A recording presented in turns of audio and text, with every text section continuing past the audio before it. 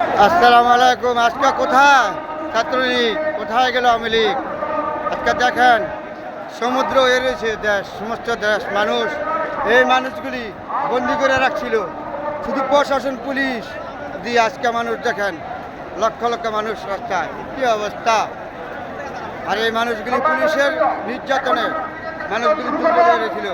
আর এই মানুষ লক্ষ লক্ষ মানুষ আজকে দেখেন এই ঢাকা শহর এত বড় একটা দল নির্মমভাবে হত্যা করে দিচ্ছিল এই আওয়ামী লীগ। আজকে এই দলটারে ধ্বংস করে দিচ্ছিল, নির্মমভাবে ধ্বংস করে দিচ্ছিল এই দলটারে আওয়ামী লীগ। আজকে আবার নতুন করে স্বাধীন হলো বাংলাদেশ ৭১-এর পরে, তারপরে আপনাদের সাথে হয়ে গেলাম।